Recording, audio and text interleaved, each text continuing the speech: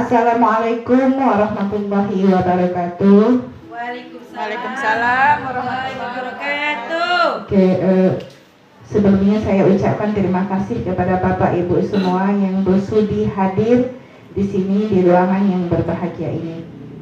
Baiklah, pertama-tama marilah kita panjatkan puja dan puji syukur kita kehadiran Allah Subhanahu wa taala yang telah memberikan kita kesehatan dan juga kesempatan sehingga pada hari ini kita dapat berkumpul bersama-sama di ruangan guru ini dalam rangka sosialisasi guru penggerak tentang budaya positif bersama saya Gus Malia SPD CGP Angkatan 5 dari Kabupaten Rokan Hulu.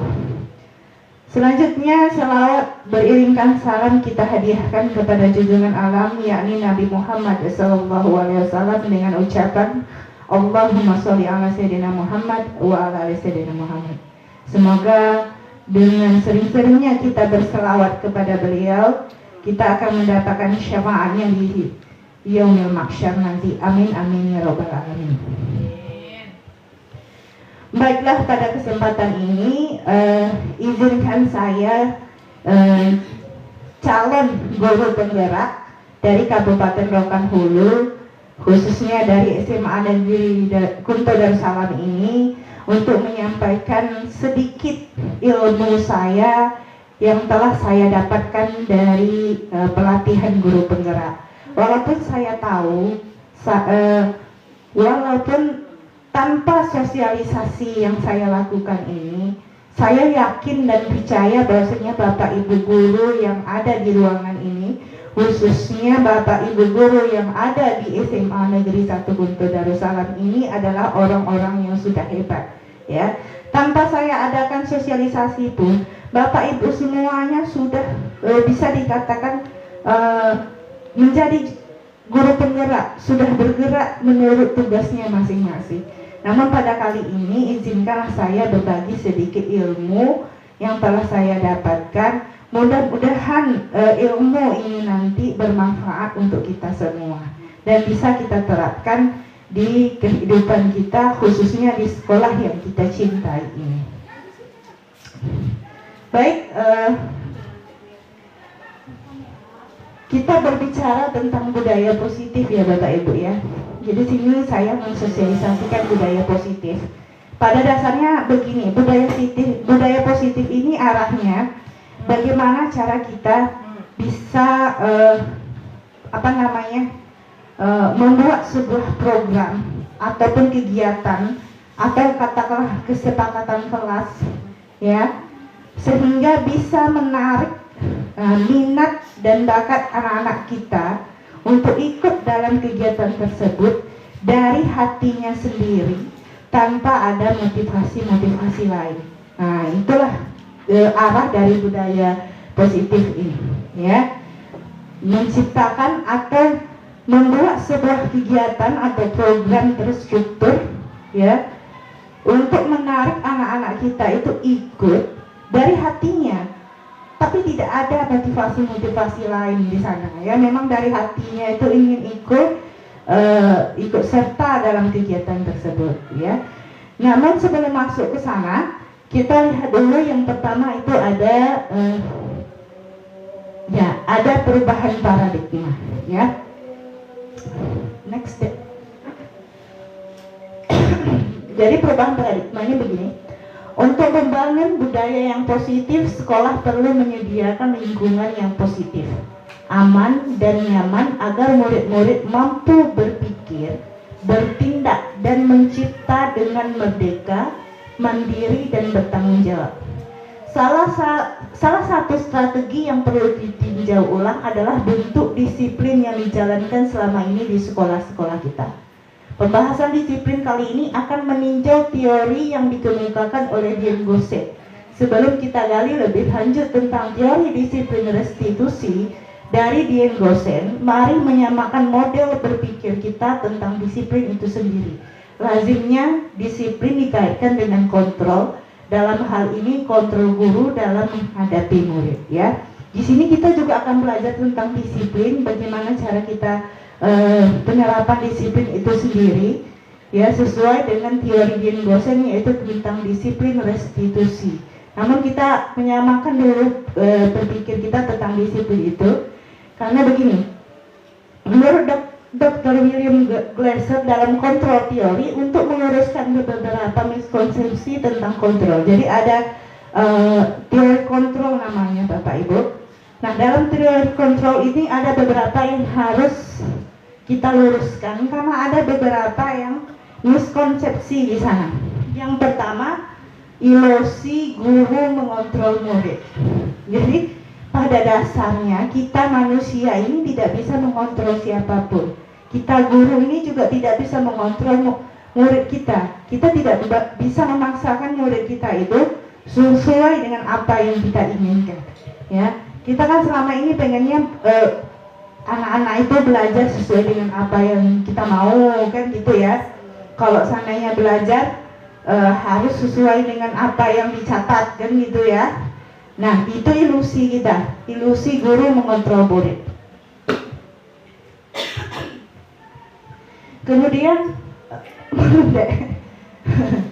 ilusi bahwa semua penguatan positif efektif dan bermanfaat. Nah, ya. Kalau hukuman, kita berpikir bahwasanya hukuman, wah, pasti akan bermanfaat nih. Ya. Penguatan positif itu pasti akan membuat efek jerah bagi mereka. Nah, itu ilusi kita. Kemudian ilusi selanjutnya bahwa kritik dan membuat orang merasa bersalah dapat menguatkan karakter. Ya, kalau kita mengkritik dia, ya, atau membuat dia merasa bersalah, kita beranggapan itu akan menguatkan karakter dia, gitu ya. Padahal sebenarnya itu adalah salah, itu adalah ilusi kita yang sering kita terapkan dalam katakanlah yang sering kita terapkan dalam pembelajaran ataupun dalam situasi lingkungan sekolah kita. Kemudian ilusi bahwa orang dewasa memiliki hak untuk memaksa. Nah, ini dia, ya. Mungkin ini penerapannya mungkin di SD kali ya. Ya, kalau di SD anaknya kan nurut-nurut gitu ya.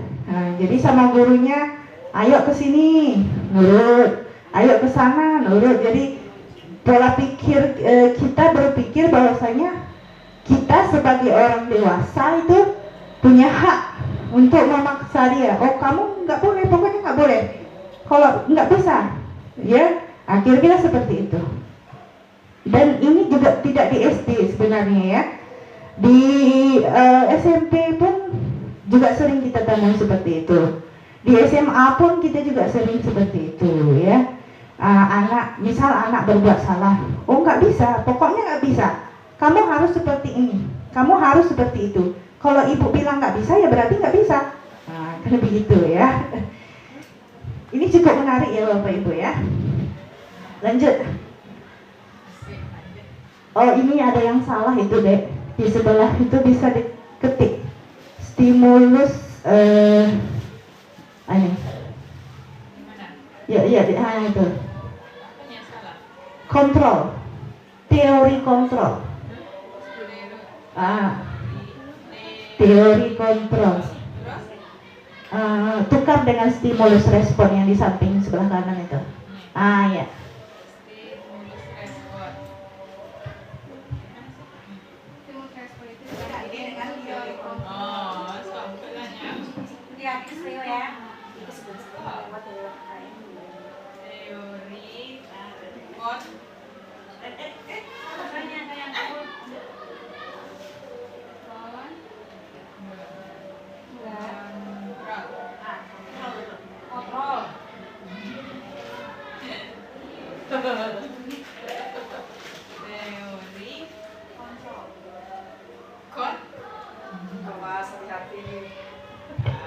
Hati-hati berbicara deh ya. Oke. Ini perubahan paradigma dari stimulus respon ke teori kontrol. Itu yang tadi yang kontrol itu ya. Pandangan tentang dunia ini. Ini perbedaannya. Yang pertama, kalau di stimulus respon ada namanya realitas atau kebutuhan kita sama, ya. Itu kalau stimulus respon. Pada dasarnya, kebutuhan kita berbeda-beda, begitu juga dengan kebutuhan anak, gitu ya. Yang kedua, semua orang melihat hal yang sama, itu dari stimulus respon. Nah, pada dasarnya menurut teori kontrol, setiap orang memiliki gambaran yang berbeda-beda. Tentu betul ya, kita semua memiliki sudut pandang yang berbeda. Kalau misalnya Ibu Rismarani melihat ke arah sini, tentu yang melihatnya saya, ya. Kalau saya melihat sekarang ini, tentu melihat ke arah dia, kan sudut pandangnya berbeda, ya. Jadi dalam pembelajaran itu tidak bisa kita menyamakan sudut pandang kita dengan murid, ya. Misal dalam pembelajaran matematika, ya, 2 kali 3 sama dengan 6. Biasanya kita pakai sistem hafal ya Bapak Ibu ya, 1 kali 2, 2 kali 2, dan 3 kali 2, ya. Nah, sudut pandang anak bisa jadi bahwasanya 2 kali 3 itu dapatnya 6, tetapi caranya berbeda. 2 kali 3 itu 2-nya 3 kali, atau 3-nya 2 kali ditambahin 2 tambah 2 tambah 2, atau 3 tambah 3. Itu sudut pandang mereka dan kita tidak bisa menyalahkan itu, ya. Jadi nggak bisa kita memaksakan harus 2 kali 3 itu sama dengan 6. Bisa jadi mereka punya sudut pandang yang lain, gitu. Oke. Selanjutnya dari stimulus respon mengatakan bahwasanya kita mencoba mengubah orang agar pepandangan sama dengan kita. Itu tidak bisa ya Bapak Ibu ya. Dari teori kontrol, kita berusaha memahami pandangan orang lain tentang dunia. Jadi kalau stimulus respon, kita yang berusaha mengubah, kita mengubah pandangan orang itu biar sama dengan kita, persepsinya harus sama dengan kita, ya. Padahal sebenarnya yang baik itu adalah kita berusaha memahami pandangan dia, ya, memahami pandangan orang lain tentang dunia. Ya, kita berusaha memahami, oh mungkin memang itu pandangan dia, oh memang itu pendapat dia, memang itu sifatnya dia. Kita berusaha memahami. Nggak bisa kita memaksakan, nggak bisa ini nggak bisa nih. Dia itu sekali-sekali harus diberi pelajaran nih. Masa dia lagi, ya gitu ya. Nggak bisa, kita yang harus memahami dia. Selanjutnya, ada perilaku buruk dilihat sebagai suatu kesalahan, ya. Belum tentu, bisa jadi bahwasanya semua perilaku memiliki tujuan, ya. Seperti kemarin ada anak IPS 1, 11 IPS 1 ya kalau nggak salah, 11 IPS 2 atau 11 IPS 1 diproses oleh Pak Awal di sini. Ternyata anak-anak tersebut bukan anak-anak yang memiliki kesalahan yang cukup parah, ya. Tidak anak yang kasus-kasusnya besar. Anaknya tampangnya lugu-lugu di sini, ya. Kemarin itu bisa jadi mereka itu berbuat kesalahan itu untuk mencari jati dirinya sendiri, ya, biar dikenal oleh guru-guru, ya. Bisa jadi kan gitu ya.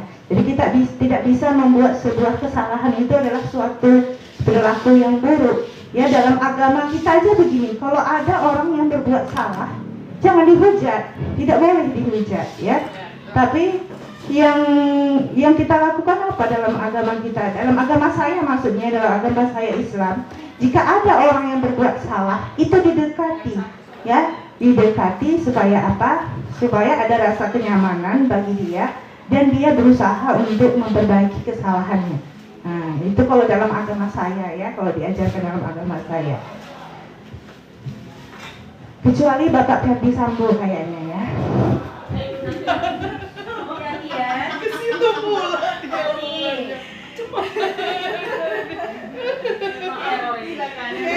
Roy guru penggerak satu. Iya, kalau Bapak Ferdi Sambo itu, ya itu Allahu alam lah itu ya. Oke, lanjut. Orang lain bisa mengontrol saya, itu kalau dari stimulus respon. Sedangkan teori kontrol, hanya Anda yang bisa mengontrol diri Anda.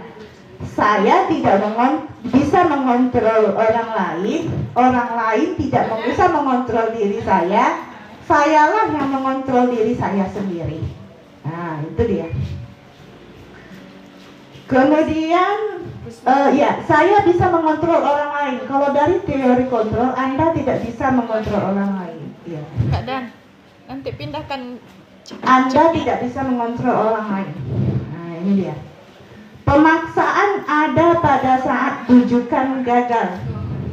Nah, ya. Jadi kalau kita udah bujuk nih, ayolah sayang, kita makan dulu sama anak kita lah ya. Nah, ini pendidikan yang salah atau miskonsepsi selama ini yang kita jalani gitu ya.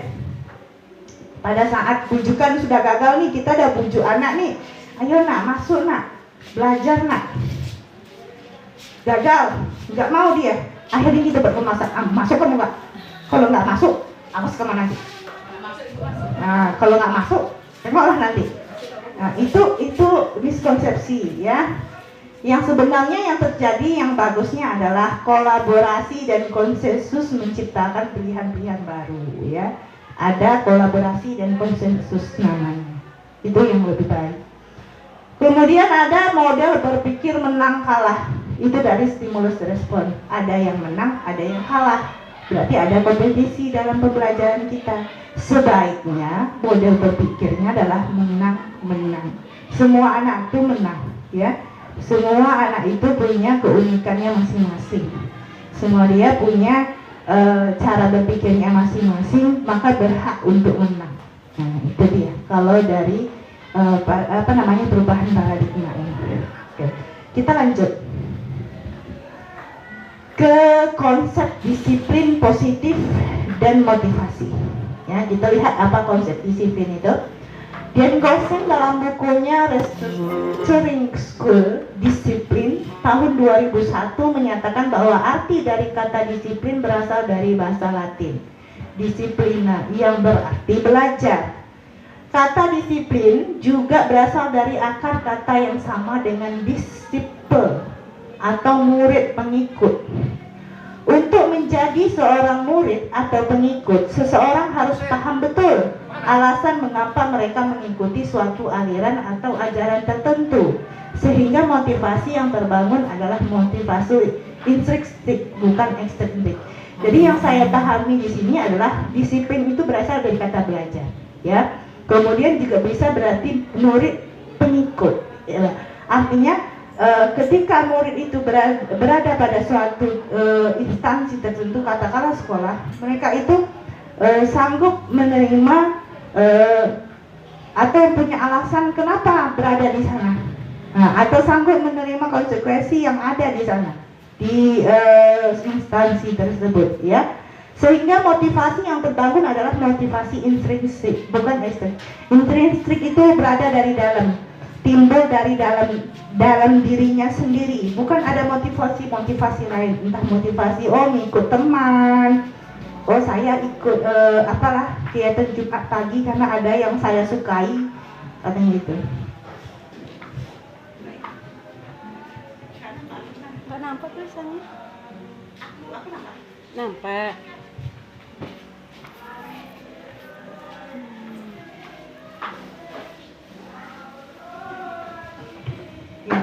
Motivasi intrinsik bukan ekstrinsik. Jadi intrinsik itu motivasi dari diri dalamnya sendiri. In itu kan dalam ya, X itu luar gitu ya. Intrinsik itu motivasi dari diri dalamnya sendiri, sehingga tidak ada yang membuat dia itu membuat alasan karena ikut sesuatu. Misalnya, saya ikut kegiatan pagi itu Jumat pagi karena ada yang saya sukai di sana, kan gitu ya. Ada cewek yang saya sukai sana, ikutlah. Kalau saya nggak ikut nanti malu saya, kan gitu. Atau mungkin karena ingin dapat pujian guru, kan gitu ya. Sering membantu guru karena ingin dipuji atau ingin dapat nilai lebih, ya.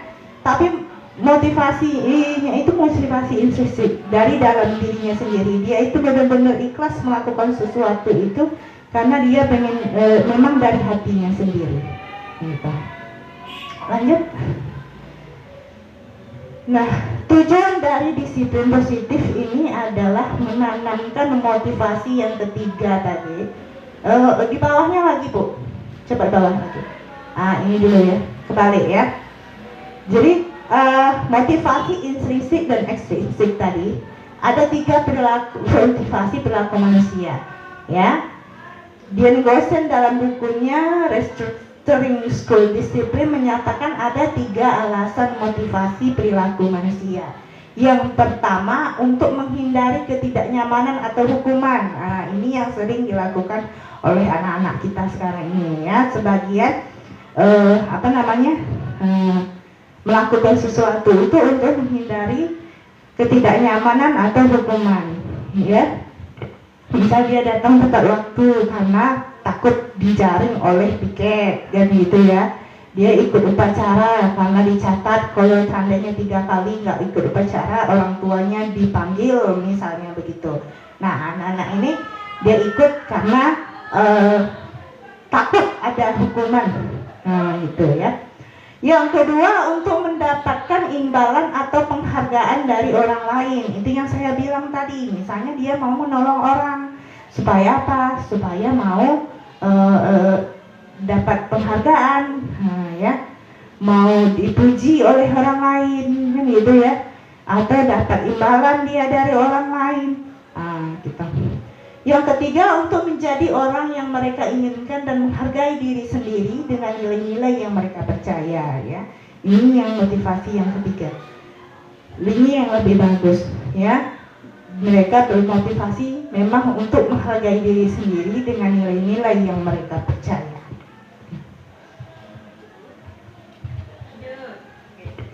Tujuan dari disiplin positif itu sendiri adalah untuk menanamkan motivasi yang ketiga tadi, ya. Yang ketiga saya ulangi, untuk menghindari hukuman, untuk mendapatkan penghargaan atau imbalan, atau untuk menghargai dirinya sendiri, ya. Pada murid-murid kita, jadi tujuan disiplin positif ini adalah untuk menanamkan yang ketiga tadi kepada murid-murid kita, untuk menjadi orang yang mereka inginkan dan menghargai diri sendiri dengan nilai-nilai yang mereka percaya. Jadi yang paling bagus tadi yang ketiga, ya. Ketika murid-murid kita memiliki motivasi tersebut, mereka telah memiliki motivasi intrinsik yang berdampak jangka panjang. Memang kalau disiplin positif ini jangkanya nggak jangka pendek, bisa jadi dalam jangka waktu setahun itu belum berhasil lagi. Jangankan sebulan, 2 bulan, 3 bulan, setahun aja belum tentu berhasil. Jangkanya adalah jangka panjang, ya. Motivasi yang tidak akan terpengaruh pada adanya hukuman atau hadiah, ya. Mereka akan tetap berperilaku baik dan berlandaskan nilai-nilai kebajikan karena mereka ingin menjadi orang yang menjunjung tinggi nilai-nilai yang mereka hargai, ya. Banyak kasus-kasus yang kita jumpai sekarang bahwasanya orang sudah kehilangan empati dan simpati terhadap hal-hal yang ada di sekelilingnya. Misal dia temui bahwasanya ada orang yang sedang kesusahan pas di depan mata dia, tetapi dia tidak peduli, seolah-olah itu bukan urusannya dia. Nah, inilah gunanya disiplin positif jangka panjang ini, bahwasanya itu tidak tidak pada dia sekolah saja gitu, tapi juga pada mungkin sudah dia tamat sekolah, dia juga punya motivasi intrinsik dalam dirinya sendiri. Kita tanamkan sehingga setelah tamat sekolah pun dia punya motivasi tersebut. Setelah dia tamat sekolah pun dia punya rasa empati dan simpati, sehingga ketika dia sudah tamat sekolah dia menemui hal-hal yang mungkin memerlukan bantuan, memerlukan rasa empati dan simpati, dia jadi gerak cepat untuk melaksanakannya, gitu ya. Lanjut. Itu tadi tentang disiplin positif. Ada 3 motivasi dalam hidup seseorang, dan tujuan disiplin positif itu untuk menanamkan yang ketiga tadi pada anak murid kita, ya. Kemudian ada namanya keyakinan kelas. Keyakinan kelas ini sama dengan aturan, ya, dalam sekolah kita. Kalau kita bilangnya peraturan gitu ya. Next Bu. Oke. Pembentukan keyakinan kelas. Jadi kalau keyakinan kelas ini sebenarnya harus dibentuk oleh seluruh guru mata pelajaran. Ada keyakinan kelas atau mungkin kesepakatan kelas namanya ya. Yang pertama, keyakinan kelas bersifat lebih abstrak daripada peraturan yang lebih rinci dan konkret ya. Mungkin bisa tidak terlalu bersifat objektif ya, bisa saja dia bersifat subjektif sesuai dengan kondisi dan keadaannya. Kemudian keyakinan kelas berupa pernyataan-pernyataan yang universal, lebih global dia, lebih umum dia daripada peraturan. Kalau peraturan kan memang sangat-sangat itu ya, lebih rinci ya. Kemudian pernyataan keyakinan kelas senantiasa dibuat dalam bentuk yang positif ya. Ya biasanya begini, jangan buang sampah sembarangan. Kata jangan itu mengundang mengundang rasa penasaran Bapak Ibu. Jadi dulu ada sebuah penelitian yang dilakukan oleh luar negeri ya, oleh orang luar negeri, di mana mereka itu membuat sebuah kotak ya. Ini benar cerita yang sangat menarik ya. Waktu dulu saya sekolah itu mereka membuat sebuah kotak, kemudian kotak itu berisi orang di dalamnya ya. Orang itu memegang kue. Nah, di luar kotak tersebut mereka buat bacaan ya, jangan lihat ke dalam kotak. Ini ditaruhlah kotak tersebut di jalan ya, di jalan raya yang katanya cukup ramai begitu ya. Nah, dari hasil penelitian tersebut 80% lebih orang-orang yang ada di sana itu penasaran dengan isi yang ada di dalam kotak itu. Isi di luar kotak itu adalah jangan lihat ke dalam kotak. Ya, jangan lihat ke dalam kotak. Kotaknya kotak besar, bisa untuk menampung beberapa orang. Ya. Yang terjadi apa yang terjadi? Ketika ada beberapa orang yang berusaha mengintip ke dalam kotak tersebut, ya, dilempari dengan kue sehingga muka mereka itu penuh dengan kue, Bapak Ibu semua. Ya, ada yang beberapa yang marah, ya. Ada beberapa yang sudah nampaknya emosi gitu ya, karena dilempari oleh dilempari kue gitu ya. Padahal sudah jelas-jelas di dekat kotak, di luar kotak tersebut dinyatakan bahwa jangan lihat ke dalam kotak gitu ya. Tapi karena penasaran akhirnya dilihat. Ya. Jadi di sini pernyataan keyakinan kelas itu dibuat dalam bentuk positif ya, misalnya datanglah tepat waktu kan gitu ya. Kalau dibilang jangan terlambat, kata jangan itu mengandung kata-kata yang bukan konotasinya yang negatif ya, tapi dalam pikiran kita itu membuat kita itu semakin penasaran ya. Jangan datang terlambat, hasilnya semua datang terlambat ya. Konotasi positifnya adalah, hal positifnya adalah datanglah tepat waktu. Sama dengan membuang sampah, kita lihat jangan buang sampah sembarangan, hasilnya banyak juga yang masih buang sampah sembarangan. Jadi diubahlah kata-katanya, buanglah sampah pada tempatnya, gitu ya. Kira-kira seperti itu. Kemudian keyakinan kelas hendaknya tidak terlalu banyak sehingga mudah diingat dan dipahami oleh semua warga kelas. Itu betul, tidak usah terlalu banyak ya, kayak peraturan negara kita. Kira-kira seperti itu. Nggak usah terlalu banyak, kira-kira yang mudah-mudah diingat saja ya. Keyakinan kelas sebaiknya sesuatu yang dapat diterapkan di lingkungan tersebut. Itu juga jelas pasti, jangan sampai boleh diterapkan di lingkungan lain. Misalnya berhubungan dengan ras, mungkinnya budaya, agama, itu sangat sensitif sekali gitu ya. Tidak boleh memakai jilbab misalnya, kan nggak mungkin, sementara ada yang muslim gitu ya. atau harus pakai jilbab semuanya gitu ya.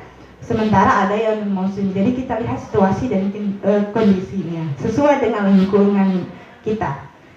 Semua warga kelas hendaknya ikut berkontribusi dalam membuat keyakinan kelas lewat kegiatan curah pendapat. Semuanya ikut. Kira-kira apa lagi peraturan yang harus kita buat? Ya, disetujui bersama. Itu kira-kira. Bersedia meninjau kembali keyakinan kelas dari waktu ke waktu. Jadi ada timbal baliknya. Kalau seandainya ini tidak efektif dijalankan, ya nggak usah dijalankan lagi, kita hilangkan saja, ya. Kalau seandainya ini efektif, berarti ditetapkan, gitu. Dan tidak boleh dipaksakan juga, ini harus berjalan. Ini tidak boleh berjalan, nggak boleh seperti itu. Jadi memang kalau peraturannya tidak bagus, tidak baik, tidak ada manfaatnya untuk anak-anak kita, ya sudah hilangkan saja, gitu. Mana tahu peraturan tersebut hanya berlaku pada saat-saat tertentu saja. Setelah itu nggak berlaku lagi, ya sudah keyakinan kelasnya dihilangkan saja, gitu. Next Bu. Oke, ada pemenuhan kebutuhan dasar, ya. Lanjut, Ibu. Oke, begini. Seluruh tindakan manusia memiliki tujuan tertentu. Semua yang kita lakukan adalah usaha terbaik kita untuk mendapatkan apa yang kita inginkan. Ketika kita mendapatkan apa yang kita inginkan, sebetulnya saat itu kita sedang memenuhi salah atau lebih dari satu kebutuhan dasar kita. Ya, jadi kebutuhan dasar ini ada beberapa. Yang pertama yaitu adalah kebutuhan untuk bertahan hidup. Ada namanya survival. Ada cinta dan kasih sayang, atau disebut juga dengan love and belonging. Kemudian ada kebebasan atau freedom, kesenangan atau fun, dan kekuasaan atau power. Jadi ketika seseorang murid melakukan suatu perbuatan yang bertentangan nilai-nilai kebajikan atau melanggar peraturan, hal itu sebenarnya dikarenakan mereka gagal memenuhi kebutuhan dasar mereka. Kita harus tahu dulu nih, kenapa kok dia berbuat atau melanggar peraturan tersebut. Mana tahu memang mereka tuh gagal memenuhi kebutuhan dasar mereka. Misalnya ini, gagal dalam cinta dan kasih sayang. Mana tahu mereka itu memang butuh cinta dan kasih sayang kita. Nah ya, makanya pemenuhan kebutuhan dasarnya mungkin memang kebutuhan dia itu adalah cinta dan kasih sayang. Lingkungan dia itu tidak memberikan cinta dan kasih sayang yang membentuk pribadi dia yang lebih baik. Makanya dia berbuat sesuatu supaya mendapatkan perhatian dari kita semua. Bisa jadi, atau dia ingin kekuasaan, dia ingin terlihat lebih daripada yang lainnya. Bisa jadi, ya Bapak Ibu ya. Lanjut Bu. Nah ini dia kebutuhan bertahan hidup tadi. Ada kesenangan, cinta dan kasih sayang, penguasaan, kebebasan. Ya, lanjut. Oke, 5 posisi kontrol kita. Jadi Bapak Ibu semua, kita sebagai seorang guru ini harus tahu posisi kita dalam menghadapi permasalahan bersama anak-anak kita, ya. Supaya apa? Supaya kita tahu cara mengatasi permasalahan tersebut, begitu ya. Nah, 5 posisi kontrol ini, coba lanjut Bu. Saya jelaskan dulu sedikit ya. Dian Gosen mengemukakan dalam bukunya bahwa guru perlu meninjau kembali penerapan disiplin di dalam ruang-ruang kelas kita selama ini. Kenapa begitu katanya? Apakah telah efektif? Apakah berpusat memerdekakan dan memendirikan murid? Bagaimana dan mengapa? Melalui serangkaian riset dan berstandar pada teori kontrol, Dr. William Gosen berkesimpulan bahwasanya ada 5 posisi kontrol yang diterapkan seorang guru atau orang tua ataupun atasan dalam melakukan kontrol. Di sini saya penasaran, di sini juga ada kata atasan. Berarti atasan terhadap bawahannya juga seperti itu ya. Misalnya kita kepala sekolah kita terhadap guru-gurunya atau wakil kepada kita semua ya. Lanjut Bu. Yang pertama ada namanya penghukum Bapak Ibu ya. Ini adalah posisi yang saya sendiri ya sering saya lakukan gitu ya sebagai seorang penghukum. Ketika ada seseorang yang bersalah, itu main hukum-hukum saja kalau saya ya. Seorang penghukum bisa menggunakan hukuman fisik maupun verbal. Verbal ini secara bicara Bapak Ibu. Misalnya begini, anak itu tidak pakai sepatu yang sesuai dengan aturan sekolah kita. Kita tangkap sepatunya, kemudian kita bilang ke anak tersebut, pokoknya lepaskan sepatu kamu, silahkan kamu tidak pakai sepatu selama 1 hari ini. Nah, kan gitu.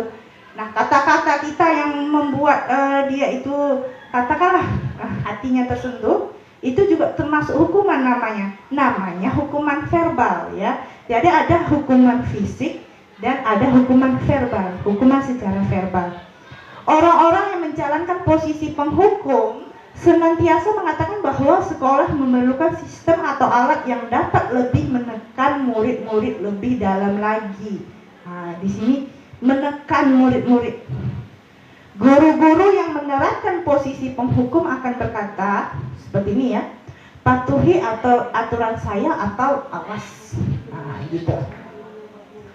Kamu selalu saja salah. Pasti selalu yang terakhir selesai.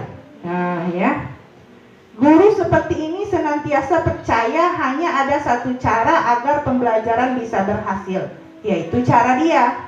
Nah, jadi kalau cara yang lain tuh nggak diterimanya, dia cuma mau cara dia sendiri. Ya, kalau yang lain nggak mau dia. Ini sebagai penghukum ini ya, harus nurut apa kata dia. Nah, kalau ada sesuatu yang aneh menurut dia ya dia nggak mau dia lihat gitu. Yang kedua, Ibu, Bu. Yang kedua ada namanya pembuat orang merasa bersalah. Nah, ini menurut Dan Gosen ini ada namanya pembuat rasa bersalah namanya. Nah, pada posisi ini biasanya guru akan bersuara lebih lembut, dia, ya. Pembuat orang merasa bersalah akan menggunakan keheningan yang membuat orang lain merasa tidak nyaman, bersalah atau rendah diri. Kata-kata yang keluar dengan lembut akan berlembut seperti ini. Ibu sangat kecewa sekali dengan kamu. Berapa kali Bapak harus memberitahu kamu ya? Gimana coba kalau orang tua kamu tahu kamu berbuat seperti ini? Ya, kata-katanya lembut, tapi tetap menusuk ke hati.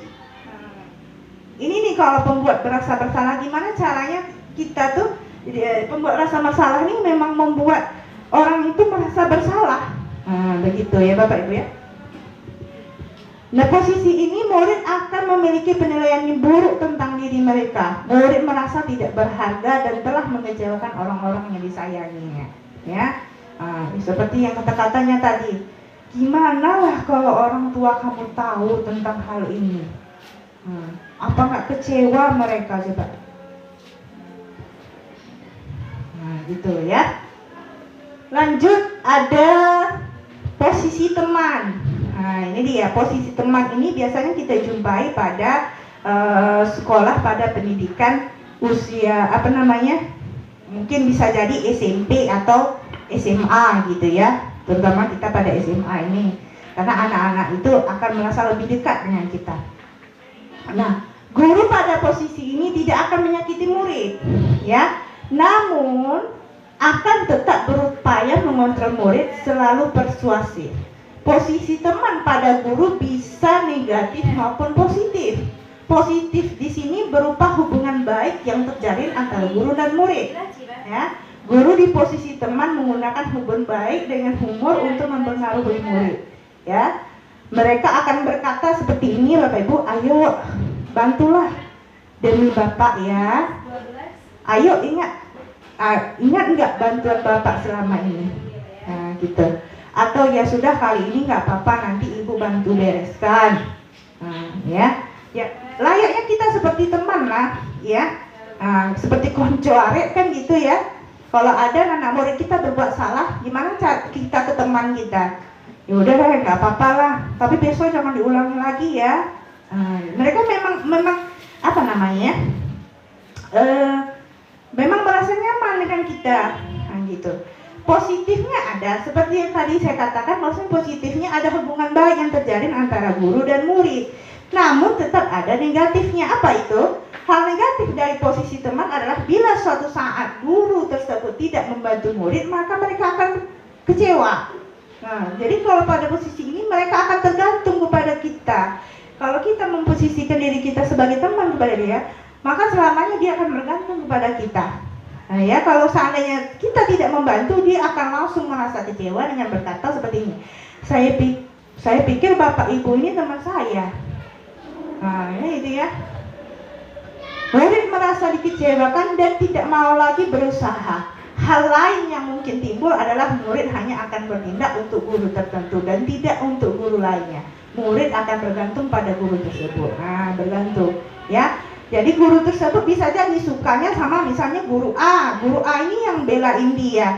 Guru A ini yang jadi yang jadi temannya dia. Dia sukanya sama guru A aja. Sedangkan guru B dia nggak mau berteman sama guru B. Ya nggak mau dia nurut apa kata guru B. Dia maunya guru A aja. Oh bapak itu lebih bagus, lebih baik dia. Oh ibu itu nilainya aja pas-pasan memang. Kan gitu ya. Jadi kekurangannya adalah murid itu akan selalu bergantung dengan kita bapak ibu. Kalau kita memposisikan diri kita sebagai teman. Ya. Next bu. Oke, yang keempat ada namanya monitor atau pemantau, ya.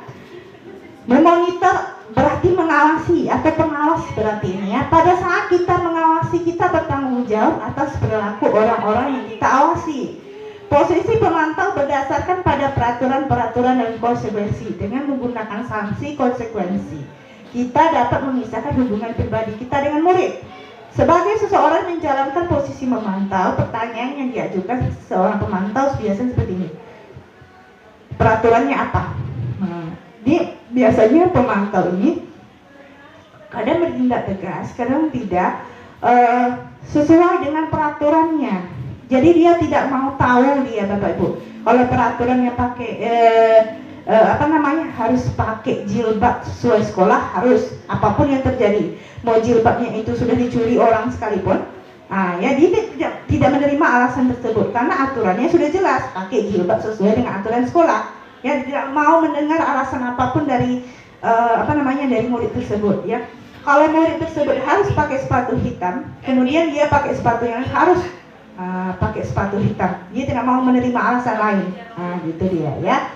Apa yang telah kamu lakukan? Kira-kira seperti itu kata-kata yang terlontar dari seorang pemantau. Sanksi atau konsekuensinya apa? Ya, itu dia. Seorang pemantau sangat mengandalkan perhitungan, catatan, data yang dapat dia gunakan sebagai bukti atas perilaku seseorang. Posisi ini akan menggunakan stiker, slip catatan, daftar cek. Jadi seorang pemantau ini, ya, atau seorang monitor pengawas ini, dia itu punya catatannya. Kalau udah terlambat, dia punya catatan terlambatnya. Mana? Ini anak udah berapa kali? Kalau seandainya udah 3 kali, apa konsekuensinya? Dan dia tidak mau tahu dengan hal tersebut. Ya, memang berdasarkan konsekuensinya. Dia tidak mau. Kalau memang tidak ada di aturannya, maka dia tidak akan berbuat. Harus sesuai dengan aturannya. Ya. Posisi ini akan menggunakan stiker, slip catatan atau daftar cek. Posisi monitor sendiri berawal dari teori stimulus respon yang saya sebutkan tadi ya, yang menunjukkan tanggung jawab guru dalam mengontrol murid ya. Di sini masih dalam mengontrol murid. Padahal sebenarnya tidak bisa Bapak Ibu ya, kita tidak bisa mengontrol orang lain. Orang lain pun juga tidak bisa mengontrol diri kita. Diri kita lah yang mengontrol diri kita sendiri supaya kita bisa tahu dengan keadaan orang lain. Gitu dia. Posisi yang terakhir, ya. Posisi yang terakhir itu manajer, ya. Posisi manajer ini adalah posisi mentor, bisa dikatakan mentor, di mana guru berbuat sesuatu bersama dengan murid, mempersilahkan murid, mempertanggungjawabkan perilakunya, mendukung murid agar dapat menemukan solusi atas permasalahannya sendiri. Seorang manajer telah memiliki keterampilan di posisi teman ataupun pemantau, ya. Jadi posisi manajer ini adalah kolaborasi antara posisi teman dengan posisi pemantau. Dia bisa melihat situasi kondisi, namun tetap pada aturan yang ada. Nah, gitu ya. Salah lah. Seorang manajer telah memiliki keterampilan di posisi teman ataupun pemantau, dan dengan demikian bisa jadi di waktu-waktu tertentu kembali kepada kedua posisi tersebut bila diperlukan. Jadi lihat situasi kondisi, bisa jadi nanti posisinya antara teman atau mungkin seorang pemantau. Nah, ya. Namun bila kita menginginkan murid-murid kita menjadi manusia yang merdeka, mandiri dan bertanggung jawab, maka kita perlu mengacu pada restitusi yang dapat menjadikan murid kita seorang manajer bagi dirinya sendiri. Tujuan kita sebenarnya yang lebih bagus itu adalah membuat anak-anak kita itu menjadi manajer bagi dirinya sendiri melalui kegiatan yang namanya restitusi. Ya, di manajer murid diajak untuk menganalisis kebutuhan dirinya maupun kebutuhan orang lain. Nah, ya. Di sini penekanan bukan pada kemampuan membuat konsekuensi, namun dapat berkolaborasi dengan murid bagaimana memperbaiki kesalahan yang ada. Kita membantu dia memperbaiki kesalahannya. Misal ya, dia itu berkelahi kan gitu ya. Kita proses gimana caranya supaya dia memperbaiki kesalahan dia. Apa yang telah dia lakukan, bagaimana caranya dia itu bisa baikan lagi dengan temannya, kira-kira seperti itu, ya.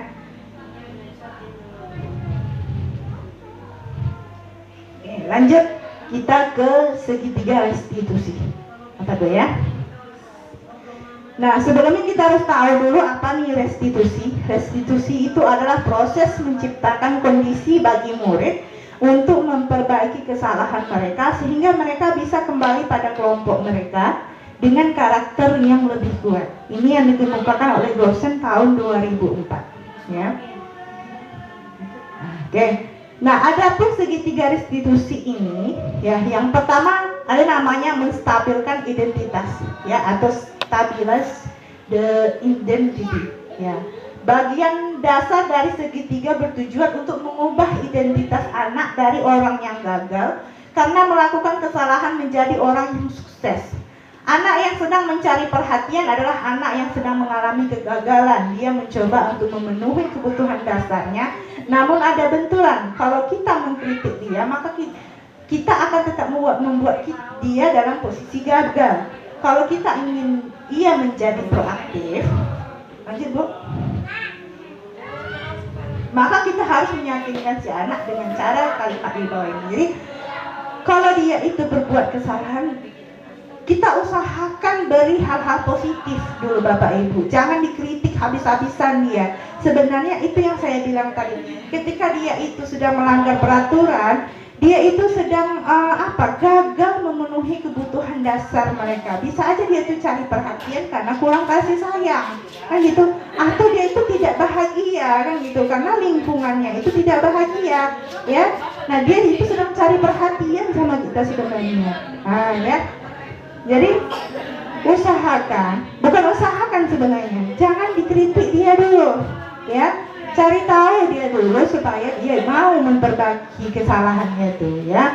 Maka kata-kata yang bagus dilaksanakan pada stabilkan identitas ini adalah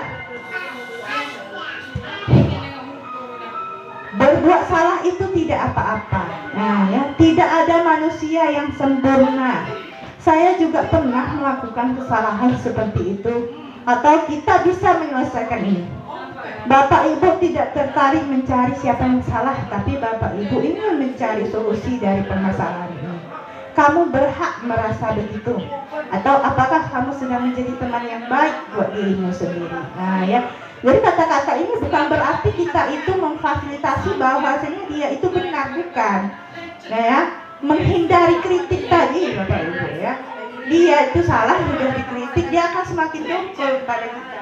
Ya, berbuat salah itu tidak apa-apa. Atau bukan kamu aja yang berbuat salah, dia sedang tidur saat belajar misalnya begitu ya. Nggak apa-apa, tidur itu manusiawi. Nah, kalau nggak tidur ya nggak manusia namanya. Nah, dia itu menstabilkan identitas itu. Ya, saya juga pernah melakukan kesalahan itu. Ya, bisa kita tidak bisa menyelesaikan ini.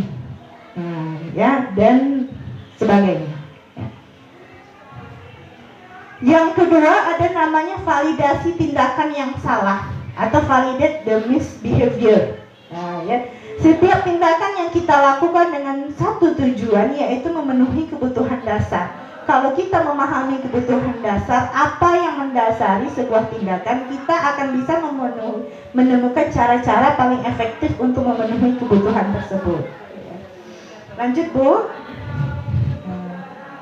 Biasanya kalimat pada validasi tindakan yang salah ini seperti ini. Kalimat-kalimat yang terdengar adalah kalimatnya asing, namun bila dikatakan dengan nada tanpa menghakimi, akan memvalidasi kebutuhan mereka, memvalidasi kebutuhan dasar yang 5 tadi ya Bapak Ibu ya. Yang pertama, padahal kamu bisa loh melakukan yang lebih buruk dari ini ya. Kan asing bagi kita ya, seolah-olah mencemeh kayaknya nih ya. Dia udah jelas berbuat salah nih, kita cemeh. Kamu bisa loh yang berbuat lebih buruk daripada ini. Gitu. Atau kamu pasti punya alasan mengapa melakukan hal ini. Kita tanyakan alasannya mengapa. Apapun yang terjadi, apapun kesalahan mereka, kita tanyakan alasannya, ya. Yang selanjutnya, kamu patut bangga pada dirimu sendiri karena kamu telah melindungi sesuatu yang penting buatmu. Misal dia berkelahi, ya, berkelahi laki-laki sama laki-laki, ya. Kalau laki-laki sama laki-laki kan ekstrim berkelahi, ya. Bisa jadi karena ada sesuatu yang dia lindungi, ya. Maka jangan dihujat dulu, jangan dikritik dulu. Kita validasi dulu kebutuhan mereka. Ya. Kemudian kamu boleh mempertahankan sikap itu, tapi kamu harus menambah sikap yang baru, ya. Ini terasa asing, cuman kalau kita laksanakan bisa jadi hal-hal seperti ini bisa jadi berhasil. Nah, ya. Lanjut, Bu. Yang ketiga, menanyakan keyakinan atau seek the belief. Ya, teori kontrol mengatakan bahwasanya pada dasarnya termotivasi secara internal. Kita ini pada dasarnya termotivasi secara internal. Ketika identitas sukses telah tercapai dalam langkah 1 dan tindakan kita yang salah telah divalidasi tadi pada langkah 2, maka anak akan siap untuk dihubungkan dengan nilai-nilai yang dia percaya dan berpindah menjadi orang yang dia inginkan. Nah, ya. Ya, Bu. Nah, pertanyaan-pertanyaan ini biasanya untuk keyakinan, menanyakan keyakinan kelas ini seperti ini dia. Apa yang kita percaya sebagai kelas atau keluarga? Jadi restitusi ini dia ruang lingkupnya luas ya, tidak mesti harus di kelas, tapi juga pada keluarga. Kemudian apa nilai-nilai umum yang kita telah sepakati? Ya. Apa bayangan kita tentang kelas yang ideal? Atau kamu mau jadi orang yang seperti apa ya? Nah, ya. Kira-kira seperti itu. Jadi restitusi ini Bapak Ibu itu apa namanya seperti yang tadi bahwasanya dalam jangka panjang dia Bapak Ibu ya, dalam jangka panjang. Kenapa saya katakan seperti itu? Karena kita banyak sekali mendapatkan katakanlah itu hal-hal dalam hidup kita yang misalnya anak-anak tersebut mungkin saja baik di waktu sekolah karena ada konsekuensi, ada aturan begini begitu, takut dia karena begini itu, karena ada motivasi ekstrinsiknya gitu. Tetapi ketika sudah berada tamat dari sekolah begitu ya, itu Terkadang dia menjadi seseorang yang katakanlah binal gitu ya, jadi seseorang yang di luar dari kendali dia gitu. Jadi maka kita perlukan restitusi ini untuk pemantauan jangka panjang namanya ya. Memang kalau restitusi ini kita terapkan, itu yang saya bilang tadi, dalam 1 tahun, bisa jadi dalam 1 tahun itu sebulan 2 bulan belum tentu berhasil lagi, belum nampak lagi apanya perubahannya ya. Namun dalam jangka panjang, insya Allah kalau kita lakukan dengan baik, maka akan terlaksana dengan baik. Mudah-mudahan insya Allah Bapak Ibu ya. Oke, kali ini akan saya tunjukkan video saya tentang penerapan restitusi, segitiga restitusi ini ya Bapak Ibu ya, ada di YouTube. Sebentar ya. Ya. Ikut connect kan ya kan kawan? Cari YouTube udah. Kak lah 55. YouTube itu Mozilla. Pertanyaan kan ada yang sebenarnya. Ya tuh. Anak lu tuh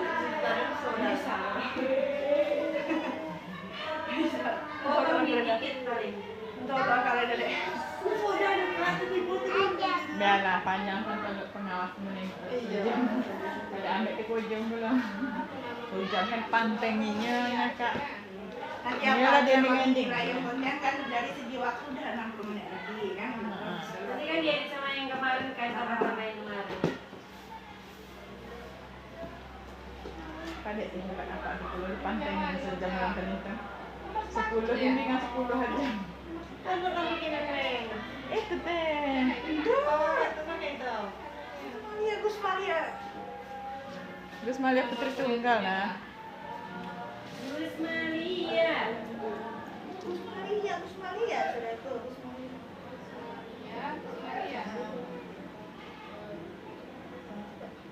Dia aku udah terlalu terkena sudah setiap punya banyak aku deh. Asik. Iya, baik dulu. Enggak, itu. Lagi akan dah.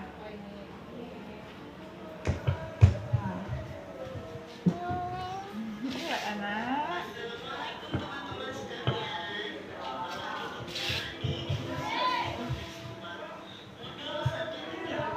Kenapa itu? SPD CGP Angkatan 5 Kabupaten Rokan Hulu dari SMA Negeri 1 Kunto Darus.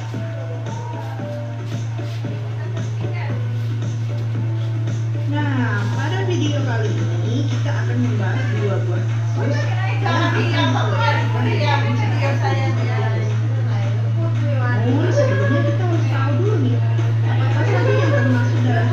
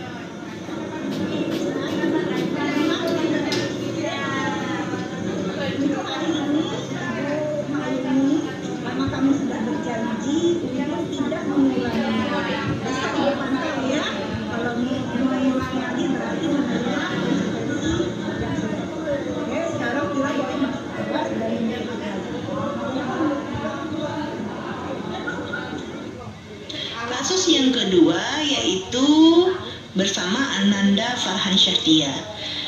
Permasalahannya adalah tentang sering tidur di kelas. Mari sama-sama kita saksikan aplikasi segitiga restitusi berikut ini.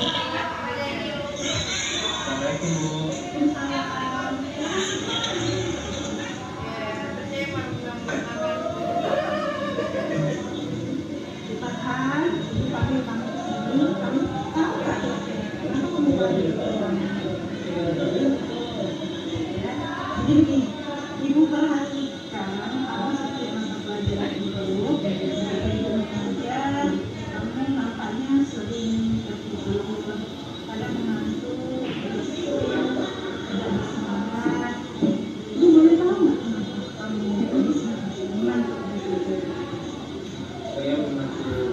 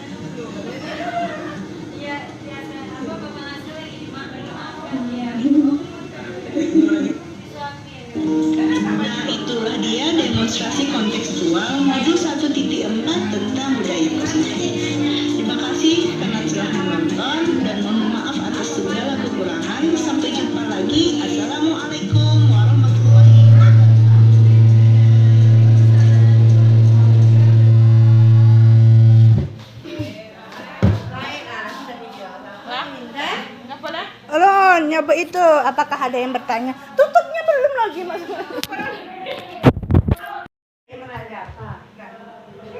Oke, Bapak Ibu, itu tadi kira-kira sedikit demonstrasi bagaimana penerapan segitiga restitusi. Mohon maaf, kualitas gambarnya kurang Bapak Ibu ya, karena saya bukan youtuber yang ada di Indonesia ini, jadi saya tidak tahu bagaimana cara membuat video yang baik itu seperti apa. Saya buat aja apa adanya untuk menunjukkan bahwasanya segitiga restitusi tersebut. Oke, dengan berakhirnya video tadi, maka berakhir pula acara kita pada hari ini. Kira-kira sampai di sini. Kalau ada dari Bapak Ibu yang bertanya, silahkan. Atau mungkin ada kritik atau saran sedikit juga dipersilahkan. Assalamualaikum warahmatullahi wabarakatuh. Waalaikumsalam. Dari pemaparan Ibu tadi saya lihat ada 5 posisi kontrol guru terhadap siswa. Menurut Ibu, posisi yang mana yang paling bagus untuk kita sebagai guru? Terima kasih. Apa perbedaan hukuman dengan restitusi? Terima kasih. Baik, saya coba jawab pertanyaan Ibu Yuresa dulu ya, yang menanyakan bahwasanya dari kelima posisi kontrol tadi, kita sebagai guru yang mana yang bagusnya gitu Bapak Ibu ya. Sebenarnya yang bagus itu sebagai manajer. Seperti yang saya katakan tadi, bahwa saya manajer ini kolaborasi antara teman dan pemantau ya. Kalau teman bisa jadi dia bergantung terus kepada kita. Kalau pemantau, dia ini berdasarkan catatan riset yang ada, peraturannya itu apa. Nggak mau tahu dia. Kalau pemantau ini, ya dia punya data yang detail. Kalau anak sudah terlambat sekali dua kali punya data ini, ya. Itu kalau dia pemantau. Nah yang bagus itu apa? Sebagai manajer. Walaupun sebenarnya manajer ini tuh adalah sesuatu yang sulit bagi kita Bapak Ibu untuk menerapkannya ya. Nah kita berusaha gimana caranya kita Bapak Ibu semua, guru-guru semua yang ada di sini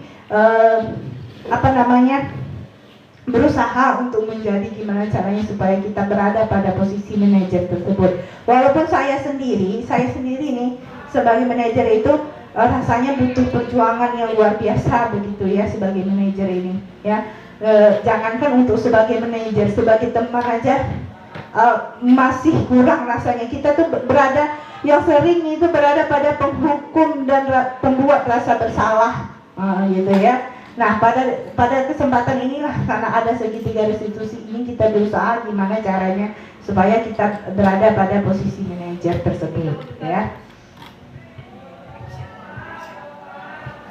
Neneng makan. Oke, pertanyaan dari Ibu Neneng adalah apa beda hukuman dengan restitusi? Ini sesuatu yang ilmu baru yang saya dapatkan dari guru penggerak ini. Kenapa? Karena ada namanya hukuman, ada namanya konsekuensi, ada namanya restitusi. Nah, hukuman ini yang saya pelajari itu diberikan secara tiba-tiba, ya, diberikan secara tiba-tiba. Misal, dia terlambat suruh keliling lapangan, ya, atau dia terlambat suruh cuci WC, misalnya begitu. Itu dilaksanakan secara spontan dan tiba-tiba saja. Nah, kalau konsekuensi itu sudah ada peraturan di sekolah kita. Dia terlambat baca Quran 2 lembar, misalnya begitu ya. Itu konsekuensi, ya. Sudah ada aturannya. Dia cabut 3 kali, maka panggil orang tua. Memang sudah tertulis di dalam peraturan seperti itu. Memang seperti itu. Maka itu namanya konsekuensi. Nah, beda lagi dengan restitusi ini. Nah, restitusi ini adalah gimana cara kitanya memvalidasi supaya mereka memperbaiki kesalahan mereka. Nah, itu ya. Ini restitusi ini. Walaupun sebenarnya restitusi ini, kalau bagi saya sendiri pun memang butuh perjuangan untuk melaksanakannya ya. Namun, apabila kita laksanakan restitusi ini Bapak Ibu sesuai dengan segitiga tadi ya, segitiga restitusi tadi. 1. Menstabilkan identitas, memvalidasi kebutuhan. 3. Menanyakan keyakinan. Kalau kita laksanakan, itu yang saya bilang tadi, jangkanya itu jangka panjang Bapak Ibu, bukan jangka pendek ya. kalau seandainya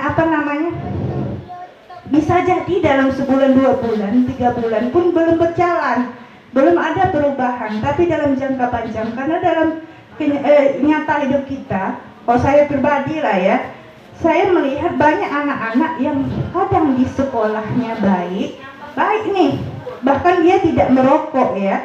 Bisa jadi dia tidak merokok karena dia ada takut dipanggil orang tuanya saat sekolah, atau takut nanti dihukum segala macamnya ya, sesuai motivasinya tadi, sesuai motivasi dasarnya tadi.